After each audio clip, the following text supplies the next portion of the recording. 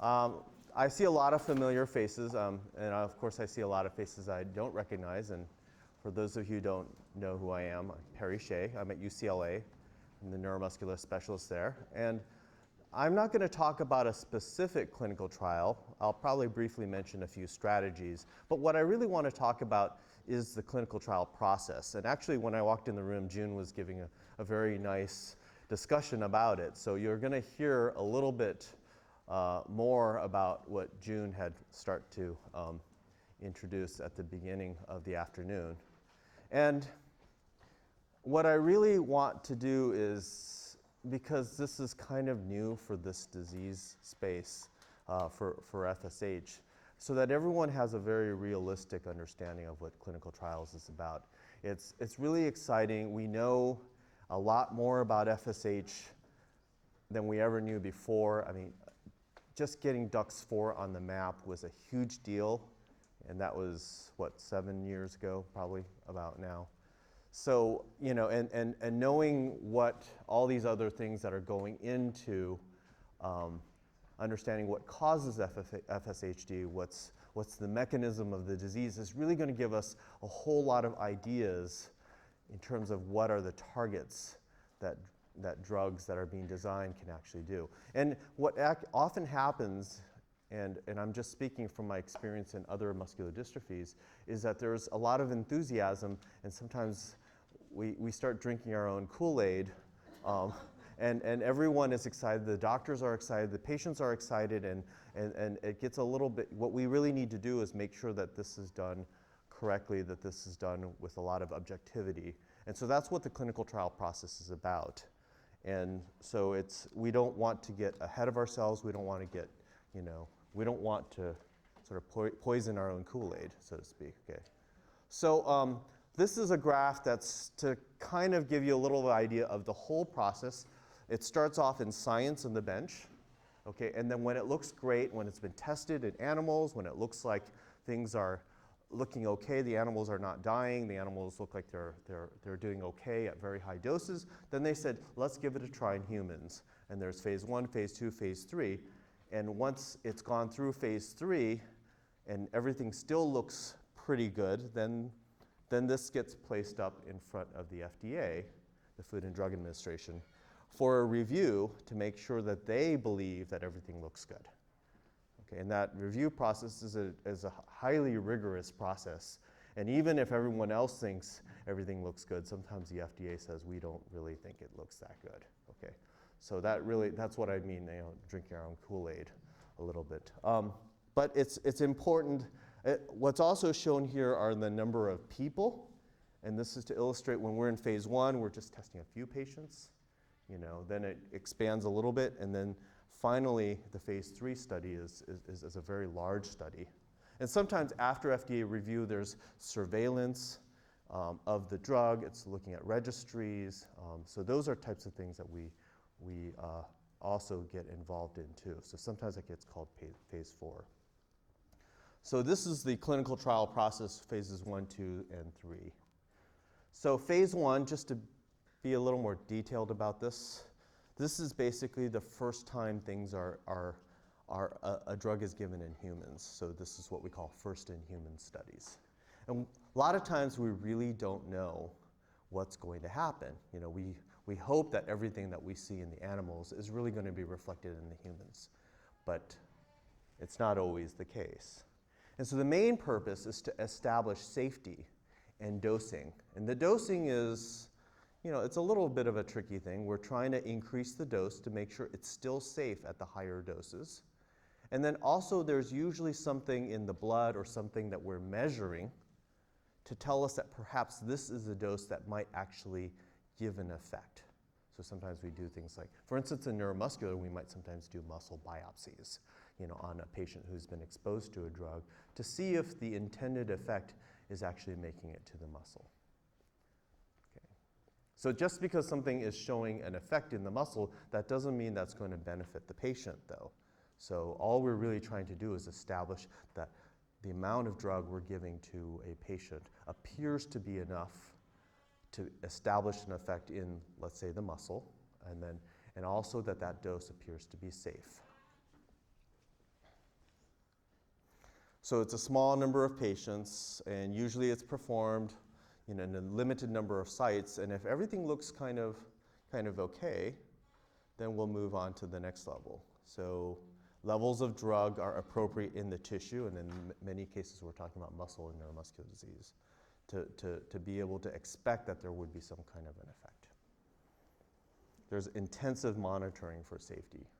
And if everything looks good, then we move on to phase 2. So phase 2 is generally a somewhat larger study. Now, it really depends on what kind of disease you're talking about. FSH is a rare disease, so we're not talking about a larger study. In a phase 2 study in a more common disease might be a couple hundred people, but in FSH it's not going to be a couple hundred people. It's going to be still pretty small. A couple of doses, they've usually narrowed down the doses. Maybe 1 or 2 doses are still being determined to decide what is perhaps an ideal dose. Safety is, of course, monitored continuously, but at this point, it's perhaps not as intensively monitored, and the shift of the focus is more towards also looking for possible signs of efficacy. Okay. And so there usually are some clinical measures to determine if this drug might be benefiting patients. And there are usually a lot of efficacy measures, a lot meaning a few, 3, 4, 5, not just one, because we don't always know which is the one that might help to capture the effect. And yeah, I have a few other slides on that. But efficacy, basically, does the drug work? Does it benefit patients? Okay. So in neuromuscular disease, we're mostly looking at things like strength, maybe muscle mass, maybe muscle, anything that looks like muscle is getting better. Okay. And what we're really trying to narrow down is something that's called the primary outcome eventually in the next phase. So when a clinical trial is done, usually by the time you're getting to phase 3, the sponsor of the study, usually a pharmaceutical company, is going to basically put their bet down and say, this is where we think we're going to see the effect, okay, whatever it is. And there are a lot of different ones that have been used in neuromuscular disease. One of the more common ones is, for instance, what's called the 6-minute walk test. Okay, what is the distance that somebody can walk in 6 minutes? That doesn't mean that's what we need to use in FSH. I'm just saying for instance, Duchenne muscular dystrophy, that was a common outcome measure, a test that we can perform on patients and follow them after they've been exposed to drug or placebo to see if there's an effect. So phase 3 is usually the last study, and so that's why it's sometimes called the pivotal study, meaning this is really going to make or break this drug.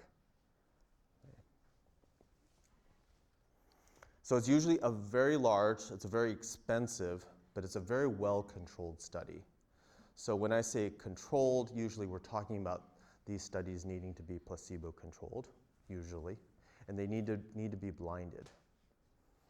And so what we're really looking for is to see if there's a divergence in the effect on the outcome, okay, on the efficacy, okay, between treatment of active drug versus treatment of placebo.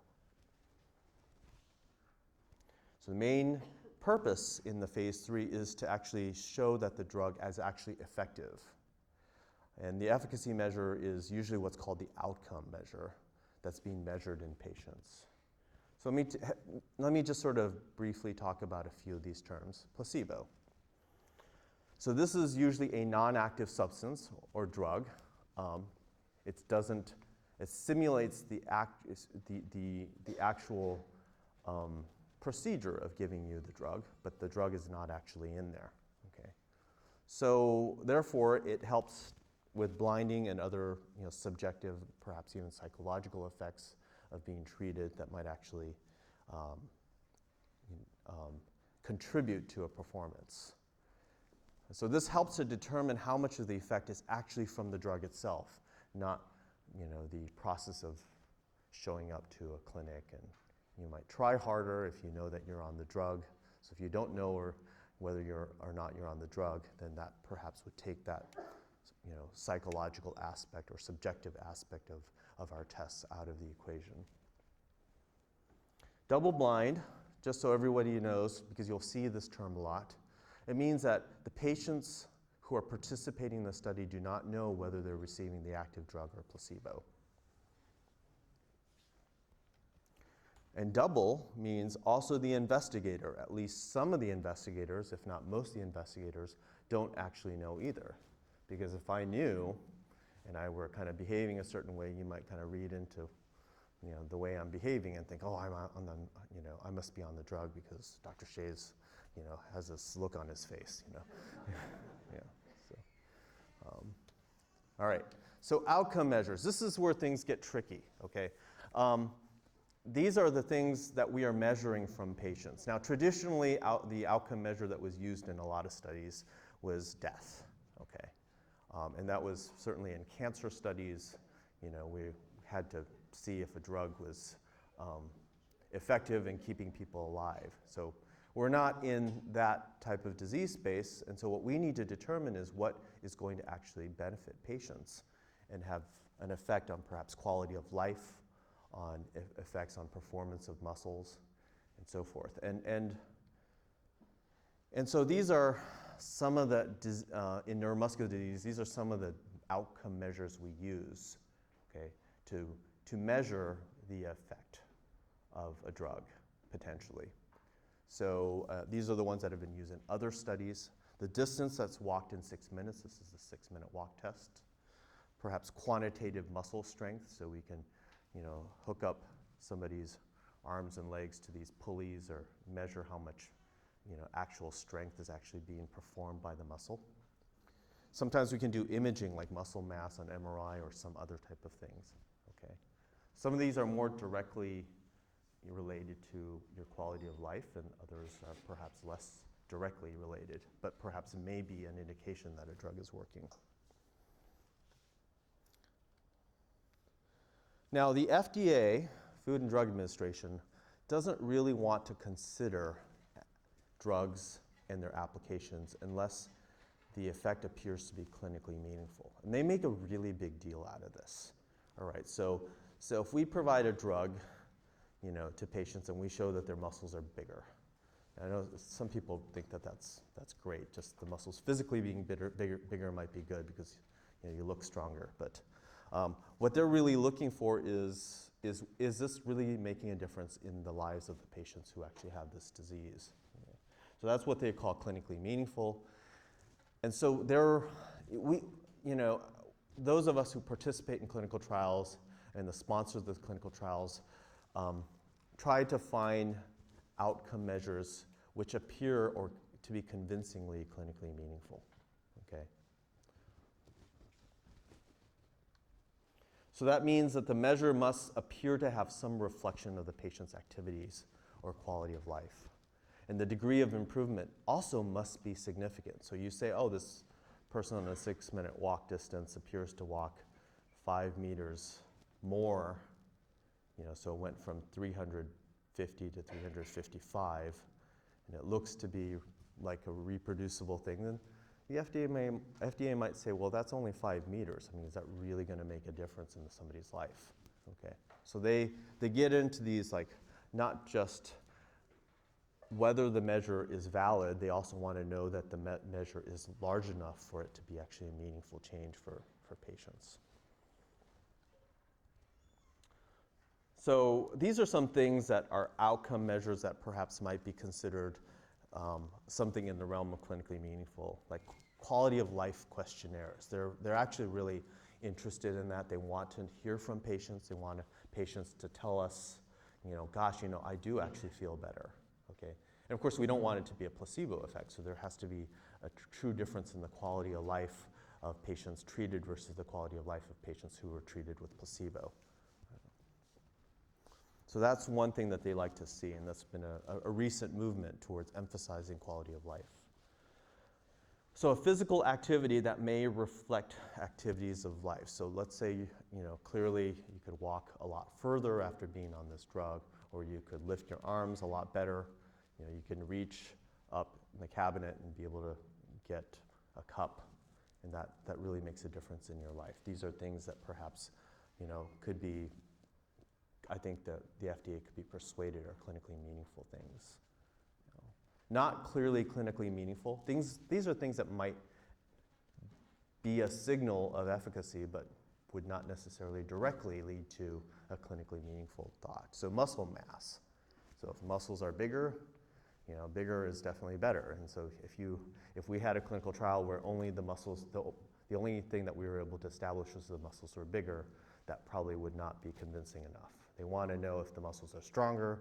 They want to know if the patients feel like they're better, feel like they're stronger, feel like they're able to do more. Okay. Results of blood tests. Let's say that the CPK value drops or goes up. I mean, what's the right direction? Sometimes you can argue about that. So if the muscle enzymes drop, maybe there's less damage.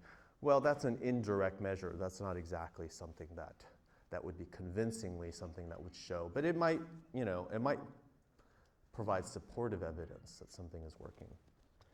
And then they might say, oh, the muscle biopsy, there's less inflammation, there's improved appearance. And that's all great, and it's nice to see that, but that would not be the primary thing that they would make their decision on. So the challenge of rare diseases, we don't have that many patients. Okay, if you want to do a study on diabetes, we could recruit thousands of patients very easily. And there are a lot of experts in diabetes, and so there are probably hundreds of investigators who would like to line up. In a rare disease, you don't have that many physician experts, you don't have that many people who are doing research in these diseases, and we don't have that many patients. And so we really cherish every patient that actually comes in that is willing to participate in clinical trials, because and their willingness really means a lot. I mean, I think it means a lot to everyone who has FSH, but it means a lot to those of us who are trying to find out if there are treatments that are effective. The natural history. So what I mean is studies. And what natural history means is how does the disease progress through time? And everybody who has FSH, everyone in this room, everyone in the world who has FSH has a story. And if you were to say, well, how does FSH progress? Well, the studies are actually what we need. I mean, if you were to ask me, how does FSH progress, I might have an idea based on my experience of, 100-some patients that I see with FSH. And then Dr. Mozaffar may share his experiences. And what's interesting is if you get all of the so-called experts in a room and they're like, well, this is how FSH progresses, we actually don't agree, okay? All right, and if you heard my explanation, maybe half of the patients in the room would agree with me and the other half would be like, that doesn't sound like me, okay? And so what we're talking about is well-done studies that really characterize, what it is that how we can describe how FSH progresses. And of course, it's a very complex issue because everyone's different. And everyone's different in many different ways. There are patients that progress faster, there are patients that progress slower, there are patients who have left side affected, there are some who have right side, face more than shoulders, some people have more shoulders more than face.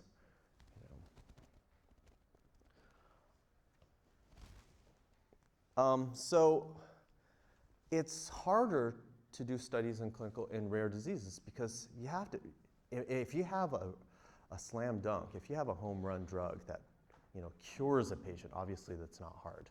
But if you're talking about drugs that improve, incrementally improve, and it may still be significant, but if it only incrementally improves it, then it's hard to show that effect. You have to do some tricks, like you have to find as many patients as possible, or you need to do the study for much longer, okay, to get the statistical power that shows that this drug is really working, okay.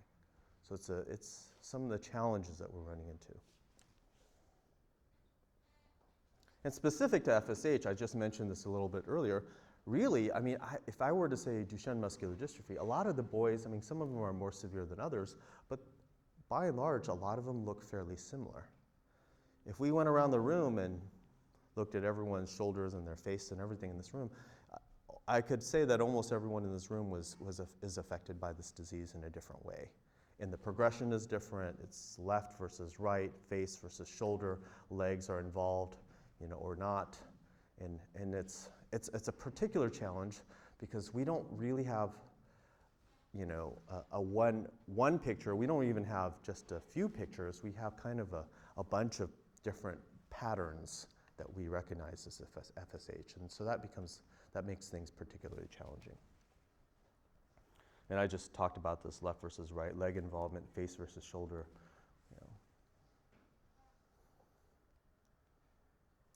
So natural history, it's important for us to get a large enough group of patients together, collect data, look at them, how they progress over a few years, a couple years at least, how the disease is really affecting patients, and perhaps how they worsen through time, how the muscles worsen through time.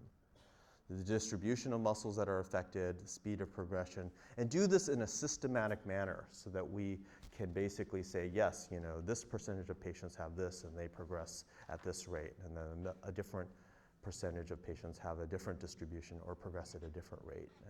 And how is that correlated with your D4Z4 size if you're an FSHD1 patient? So there is a clinical trial network that's being established. The lead sites are University of Rochester and Kansas. There are 8 sites, I think, and UCLA is one of the sites. Tassin Mozaffar, I think, is a backup site, as he said. So he's hoping that maybe perhaps I don't do as well. But we have some friendly competition here. Yeah. One question that comes up in a lot of clinical trial discussions is placebo necessary? Gosh, this is a nice, promising effect. We can build muscles. Patients are going to get stronger. It's so obvious in mice. Why can't we just give everyone this drug? And the answer is generally yes. We do actually need to have placebo. Because the effect size, like I said, if it were a home run, everyone just started doing everything perfectly again, then placebo would probably not be necessary. But since we're talking about incremental differences and we're trying to deal with statistics, then we have to consider placebo in a lot of our studies. So as I said, if the drug effect is dramatic, then maybe not. But we do need to have good natural history if we even want to consider the possibility of not having placebo. I'm not going to go into this a lot, but you may hear about this. Muscle regeneration may be a strategy. Maybe inhibiting DUX4, this evil culprit that's not supposed to be in adult muscles. Are there drugs which inhibit DUX4 by small molecules? Is there any antisense oligonucleotide approaches? Are there gene therapy knockdown methods that can possibly be considered? I'm sure there's a lot of thinking about these strategies. Inhibiting inflammation, because inflammation appears to be a collateral type of effect. And then perhaps modulating methylation, as Dr. Mozaffar referred to, methylation is a really critical aspect of the mechanism of this disease. So I'm not going to go into the specifics of this. I'm just throwing up a few of the ones that just came, off the top of my head. This is something I pulled off the internet just to show you the success rate. So this is one approved drug here, and this is. I'm not trying to be overly pessimistic, but just to be realistic. There are a lot of drugs that fail. Okay, this is general. Clinical trial process. If you take all drugs, more common diseases, and hopefully we'll have a higher success rate in rare diseases because we've really kind of narrowed these a little bit so that perhaps the ratio between, is not 10,000 compounds to one approved drug. Okay, maybe 10 to 1, 5 to 1. But I just want to paint a realistic picture that there are drugs. A lot of drugs that we think are actually going to succeed that fail, okay? And presumably they fail because the drug actually doesn't work. But a well-done clinical trial fails because the drug doesn't work. Okay? You don't want clinical trials that fail because the clinical trial was not designed correctly. And we do run into these issues where we didn't do the clinical trial for long enough time to see the effect. Or perhaps it wasn't done with the right dose, or no placebo was done. So lessons learned from other programs, just to give you some real specifics. This is a Duchenne muscular dystrophy program. The name of the company was PTC Therapeutics. They have a drug that's called adalurin. And this drug probably does work. I think a lot of us think it probably does work. But it's, I think, right in front of the FDA right now for consideration. But they ran into a lot of issues in the beginning. First of all, they just recruited a lot of Duchenne muscular dystrophy boys, and they did a nice double-blind placebo-controlled study. And they used 6-minute walk tests as their outcome. The thing was that patients who have a 6-minute walk distance that's less than 300 are about to stop walking anyway. So if you recruit patients who are 200, it doesn't matter if you have a very effective drug, they're going to stop walking regardless. Okay.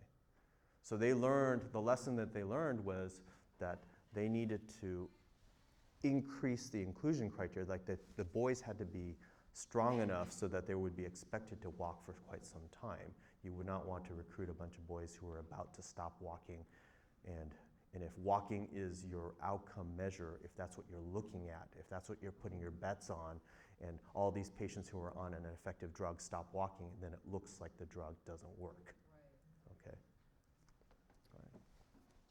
So that's what I mean about designing the trial, so that even if the drug is effective, you don't want the drug to fail even if the drug is effective. Okay.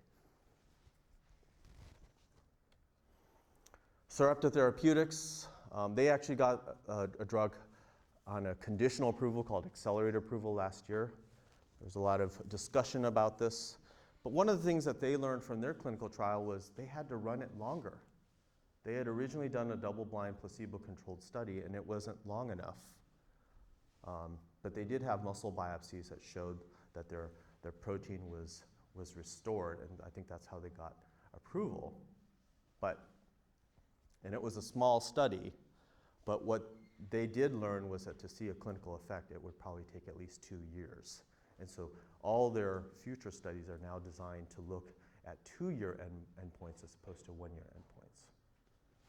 So this is just to give you some examples of lessons learned from other programs. And so sometimes we don't know everything we think we know about the disease until we actually start studying it. So the keys to success, well, it's always what we've already learned in hindsight, okay? Make sure we have a well-chosen clinical outcome measure. Make sure we have enough patients. Make sure the study runs for long enough. And there's a patience factor. Patience meaning how patient you are, okay? Everybody wants these studies to happen quickly. Everybody wants the drug to get approved quickly.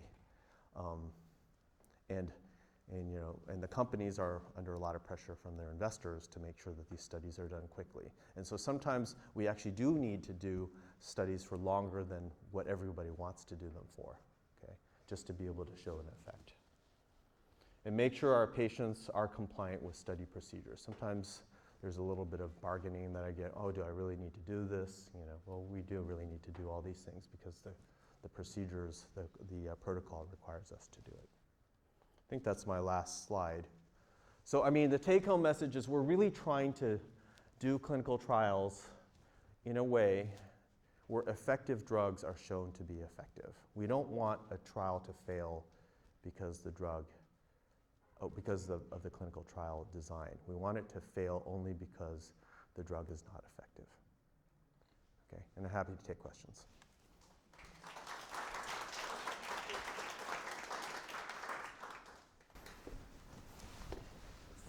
the study that's happening now with Acceleron, Mhm. so we're in phase 1, right, of that trial? We're in phase 2. We're in phase 2. But is everyone in phase 2? Is it phase 1b2 or something like that? It's 2, yeah. 2? But Yeah. the funding for that trial, is that giving you enough patients, as in people, to be successful, or is the funding causing us not to have enough people in the trial? Because you keep on going back to the fact that you need enough people. So when we say make sure there are enough patients, we're talking about the efficacy studies, especially phase 3 studies. Like if we're, yeah, the efficacy studies really need large enough numbers to show that there's an effect. We haven't reached a phase 3 yet, but can. We almost messed you up. We let our community know, and you community folks just bombarded their switchboard, which is great. That's what we want. But we know that we can do that. That's how we partner with pharmaceutical and biotech industry. That's how we partner with the clinics, and that's how we partner with you. We bring that information to your doorstep or your computer, if you will. So, okay, not to put a spoke in the wheel, but you didn't let me know. How did you let people know about this trial? Because I didn't know. I found it by myself. Right. And that's what I love the society. Everyone is amazing, but like, I feel like why is it me that's falling? And if it is, then how do I, Yeah, typically we've got to have your You email. have everything on mine. I understand that. And understand this, I wasn't there when it all happened. Okay? But I do know, I do know. Sent out email. Yeah, I do know from my past and my experience what's possible. And because I know what's possible, that's what we're going to do. And so I know that going forward, we can certainly have those arrangements. Now, we've got to check with, the biotech pharmaceutical partners. We have to make sure we don't inundate any of the clinics just by people calling, or whatever. So we have to work with those other people around the table, the other stakeholders, the clinicians, pharmaceutical partners, and the patients. But one thing we want you to know is everything that's happening in your area that you can take part in and participate So in. perhaps that could be a more sort of summarized, I don't know if this email went out with information as part of other stuff, and maybe you know about this email?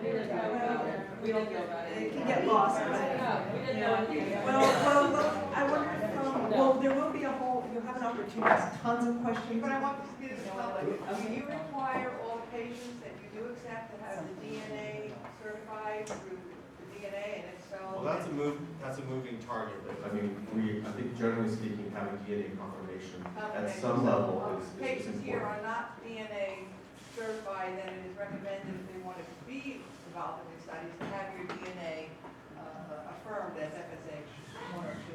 And they would have to pay for it if your insurance won't. Right. $600.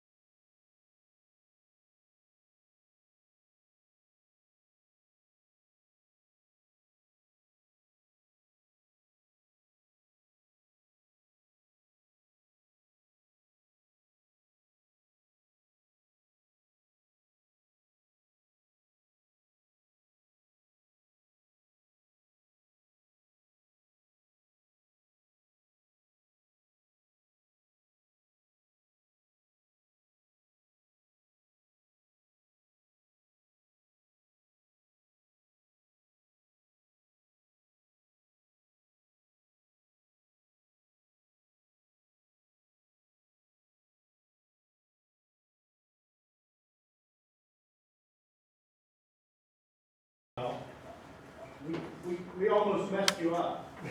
We let our community know, and you community folks just bombarded their switchboard, which is great. That's what we want. But we know that we can do that. That's how we partner with pharmaceutical and biotech industry. That's how we partner with the clinics, and that's how we partner with you. We bring that information to your doorstep or your computer, if you will. So, okay, not to put a spoke in the wheel, but you didn't let me know. How did you let people know about this trial? Because I didn't know, I found it by myself. Right. And that's what, I love the society. Everyone is amazing, but like, I feel like, why, is it me that's falling? And if it is, then how do I, Yeah, typically, we've got to have your You have email. everything online. I understand that. And understand this, I wasn't there when it all happened. Okay? But I do know, I do We have sent know, out email. I do know from my past and my experience what's possible. And because I know what's possible, that's what we're going to do. And so I know that going forward, we can certainly have those arrangements. Now, we've got to check with, the biotech pharmaceutical partners. We have to make sure we don't inundate any of the clinics just by people calling, or whatever. So we have to work with those other people around the table, the other stakeholders, the clinicians, pharmaceutical partners, and the patients.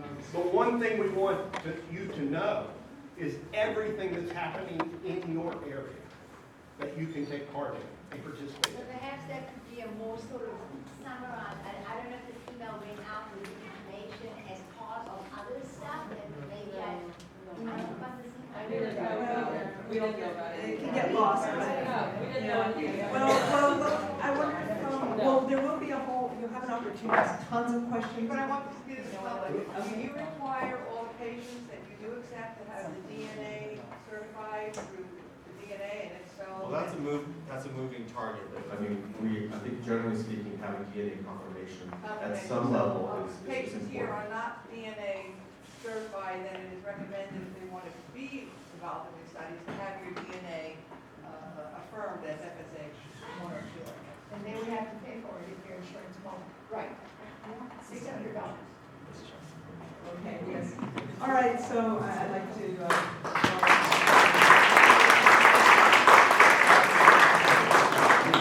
it's 2000. Thank you. I also want to mention that you can always check clinicaltrials.gov. It has all of what is available. Clinicaltrials.gov.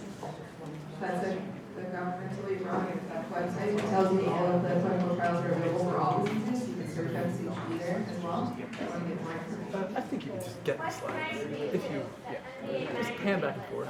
Yeah, it's no big deal. I don't Okay, think. lots of resources, yeah. And we Because they probably could get a copy of it. So my name use is in the Amanda edit anyway. Whitmer. I'm a senior Exactly. scientist at a biotech company called Genea Biocells, based in San Diego. And today I'm going to tell you about my project using stem cells for FSHD modeling and therapeutics development. I need slides for this one. So first of all, who is Genea? So we're a neuromuscular disease-focused discovery stage company, and we use proprietary human pluripotent stem cell technologies in order to find drugs for muscle diseases. We're part of a larger group of companies based in Sydney, Australia, called the Genea Group, all represented here. So orange is BioCells, where I work. And we have 4 total companies in the Genea Group, and we're lucky that they're centered as a fertility group. And so we at BioCells are a small research and development branch of Genea, where we actually use the stem cells that are donated by our patients for the fertility clinics to model diseases, which I'll tell you a little bit about today. So we're located, like I said, in San Diego, California. And our lead programs right now are in FSHD and also in spinal muscular atrophy. And obviously, our aim is drug development for neuromuscular diseases. So first, how do we meet that aim? So luckily enough, we had a lot of generous patients who donated extra embryos from fertility in order to generate the world's largest human embryonic stem cell bank. So we use those embryonic stem cells paired with our proprietary scalable skeletal muscle differentiation system, and I'll explain what that means in a minute. And we pair that as well with clinically relevant disease pathology. So it means we measure things in these cells that are affected by diseases that we think will be relevant down the field in order to take these therapeutics into clinical trials. And we also have in-house medicinal chemistry and also screening capabilities, so we can take all of these drugs that we're interested in, we can apply them to the muscle cells that we make in the lab from disease-affected stem cells, and see if they make any difference for these clinically relevant disease pathologies.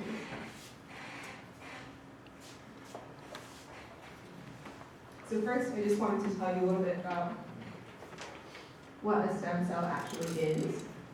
So stem cells have two unique properties to them. They are self-renewing, so you can put a stem cell in a dish, like the group that you see over here to your right.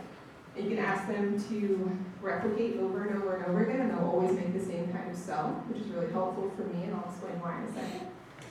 So they're self-renewing, and they're also pluripotent, and what that means is they can differentiate into theoretically any cell type in the body, right? So they can make skin cells, or muscle cells, or eye cells, or whatever it is that you're interested in making in a dish. And so we harness at Genea these two capabilities of stem cells in order to make an unlimited supply of whatever type of cell that we'd like to, both healthy cells and also disease-affected cells.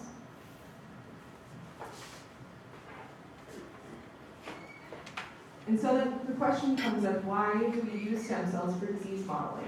So that might start to become obvious now. So the first reason is that we have an unlimited source of both disease and unaffected tissues that we can make in the lab. So that's really important for me for high throughput screening. I want to test as many different therapies as I can. That means I need a lot of material in order to be able to do that. Traditionally, you get that material from a patient biopsy, but you can imagine that if I keep coming back to you and asking you over and over again to donate muscle, eventually you're probably going to say no. So it's nice for us to have an unlimited source of those cells. Like I said, theoretically, if scientists in the lab can figure out how to do it, they can form any relevant cell type in the body, and luckily the people before me at Genea figured out how to make muscle, so I could use this system. They also allow us a really unique property, which is that we can study the complete development of these cells. So normally if I went into a patient biopsy sample and ran some tests on it, I'd be looking at the adult muscle cell, right? But here I can study all the way through development of muscle in the dish, so all the way from stem cells through to adult-like muscle cells, and I can ask questions about the development of those tissues that I wouldn't really be able to look at normally outside of the system. Also, we know that the most successful historical drug discovery efforts have been using human disease-affected cells. So these are not animal cells, and these are cells that are naturally affected by a disease, so you don't have to add anything to them in order to give them a disease or knock out any genes. We know that that's been the most successful historically. Also, a specific reason that I like this system for use in FSHD is that none of the animal models that we would normally use in the lab, like flies or mice or worms, naturally have the gene that causes FSHD. So DUX4 is a primate-specific gene. That makes it difficult to model in animals, but it also means that in our system, it's really helpful to be able to study the complete development because we can't do this in a mouse or in a fly very easily. And so at Genea, we have a variety of different stem cell lines that I've been able to use in this project. So we have 3 different FSHD-affected embryonic stem cell lines, the first 3 that you can see there. We also pair them with unaffected lines so we can see how these drugs affect normal muscle during development. And then we're lucky enough to have a couple of academic collaborators, including Dan Miller at the University of Washington, who's given us induced pluripotent cells. So these are also pluripotent cells. They can make any cell type in the body, but they're actually reprogrammed, which means that we can take, for instance, skin cells from an adult person, and we can turn them into pluripotent cells and then make muscle cells from those if we'd like to. So we can pair all of these different tools together in order to try and study FSHD development.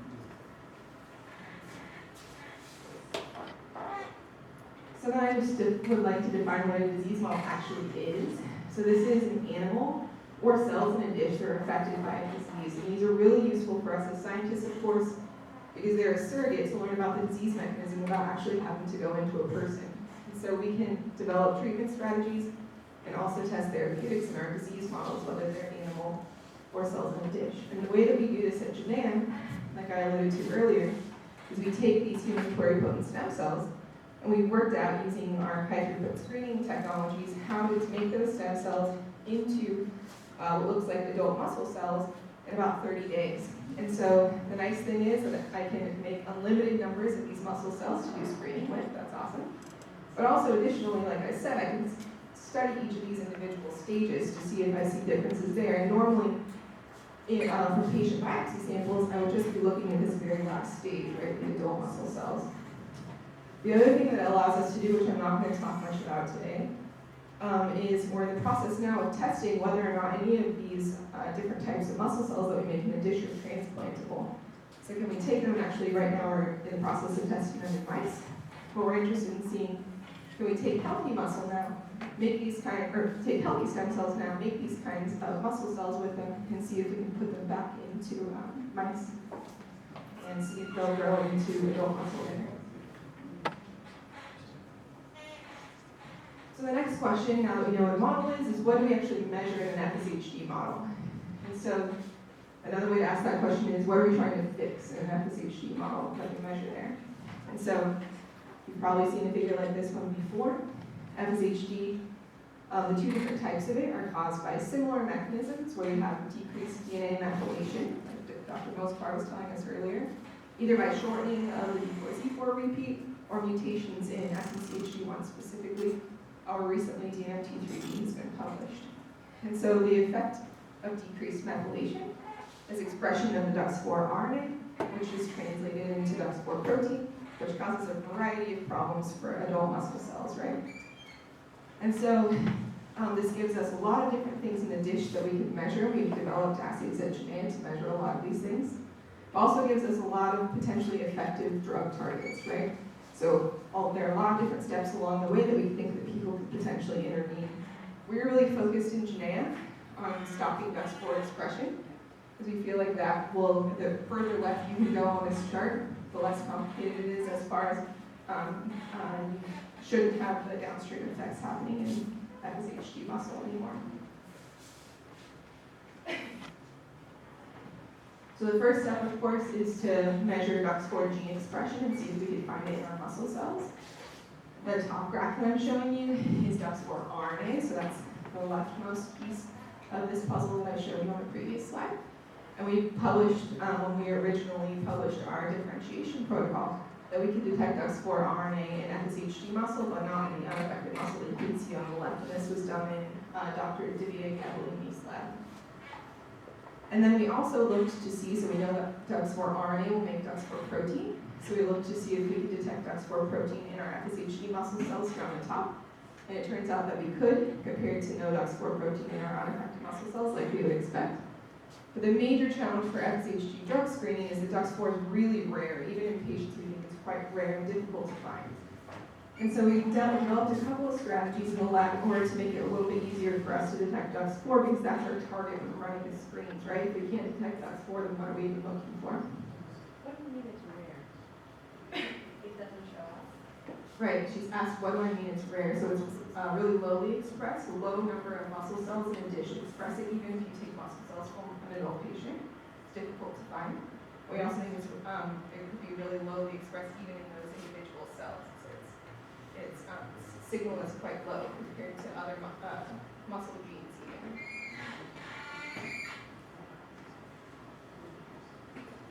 So one step that we took to figure out how to make DUX4 easier to detect was a system that we developed at the University of Washington in Dan Miller's lab. You can see the publication there, where we made a reporter system, which means that we put together a piece of DNA that would cause FSHD cells to light up and glow when DUX4 was present.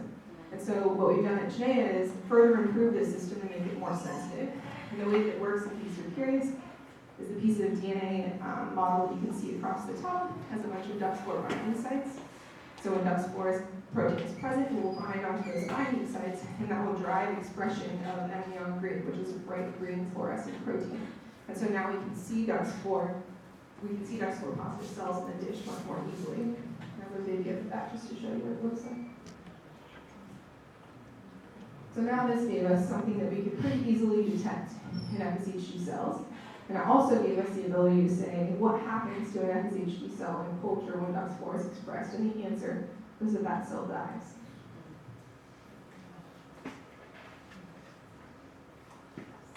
So then we also came up with the second strategy for being able to detect DUX4 more easily. As Dr. Mosapar told you earlier, DNA methylation is really what's governing DUX4 expression in FSHD muscle. And so we found when we screened a couple of drugs that inhibit DNA methylation that we could increase DUX4 expression when we did that. And so we could do this in a time-dependent manner, in a dose-dependent manner. It really let us titrate the amount of DUX4 that we could find in our cultures.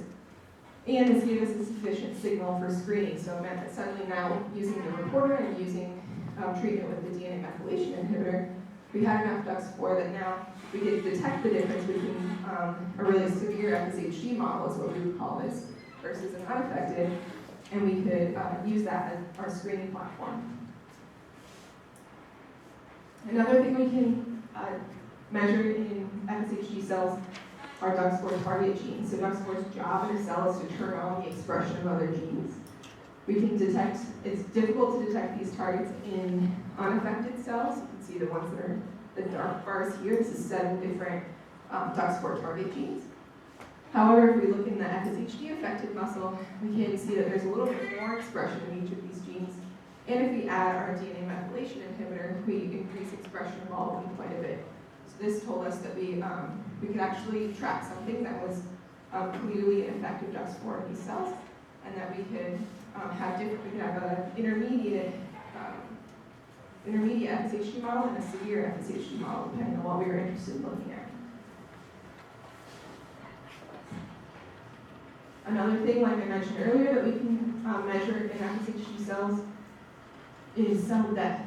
And so what we do when we make that very last stage of muscle in our muscle differentiation paradigm, we can stain those muscle cells with muscle-specific proteins, like the one here in green. And you can see in unaffected muscle, if you look at day 2, we can see the muscle cells are still alive here, and the nuclei are stained in blue. And if we look at day 3, those muscle cells look pretty similar. But instead, if we look in the FSHD cells in a dish, we can stain and find DUX4 expression, which is here in red. And that we can see if we watch those cultures through time, that the muscle cells eventually die. So this gives us something that's really easy for us to detect and easy for us to screen on, right? If we found a drug that made the top muscle cells look like the bottom muscle cells, then that would be a hit.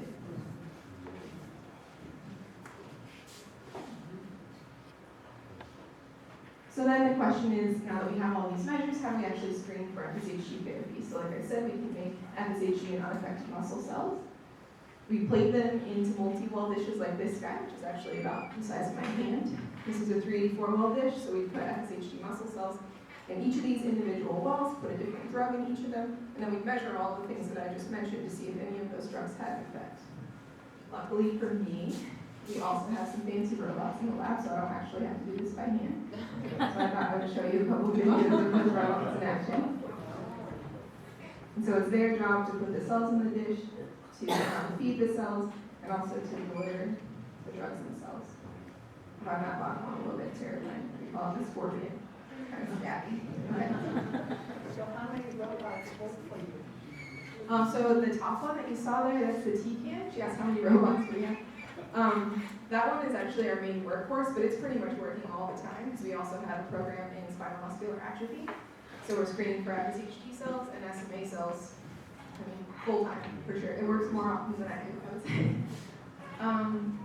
So we combine those technologies and our differentiation platform, you can see here, with a small curated drug library. And so we've chosen these drugs. We have a really talented medicinal chemist on our staff. We've chosen these drugs because they have known safety profiles. They've been preclinically or clinically tested, so they've either been in animal models or they've been in humans before. So we have a good idea of how they behave there. They have defined targets and pathways, so if something works, we have a pretty good idea of why it's working, but we still have to run all the follow-up experiments to figure that out. And they also have favorable stability and delivery profiles, so we have a good idea of how they should react in either an animal or in person. So what have we found so far?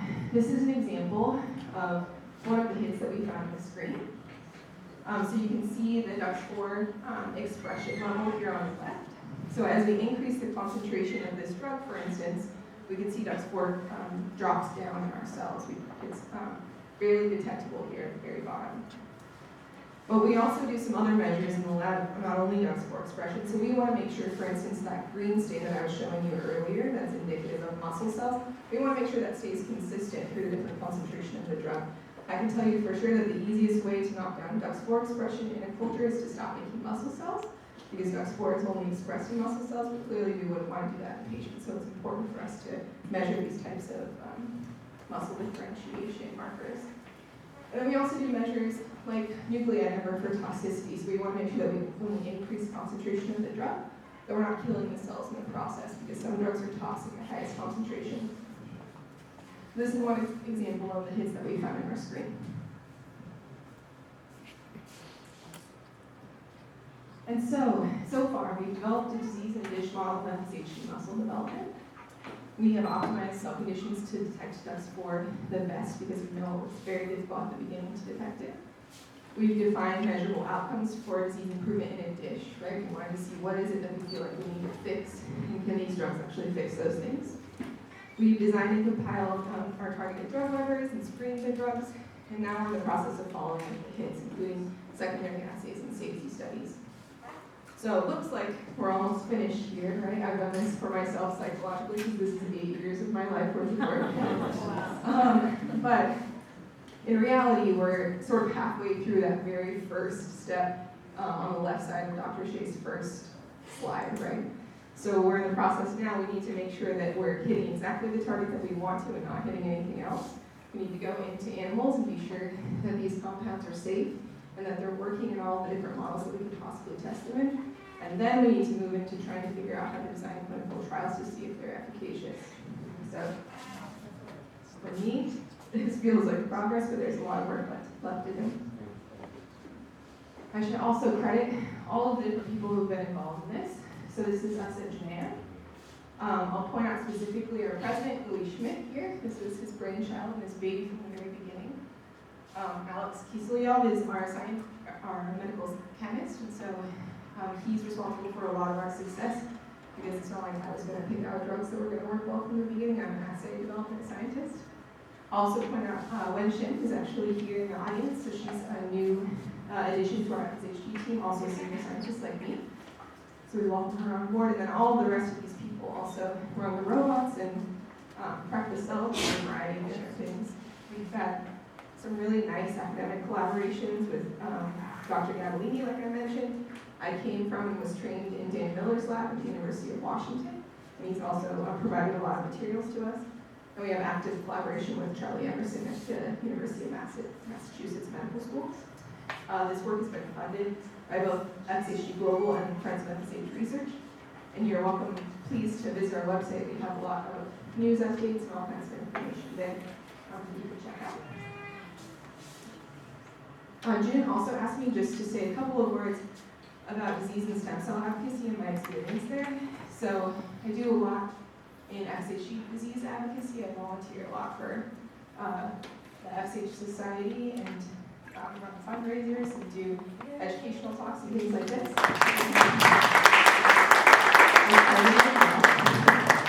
Part of my job, I'm lucky for that.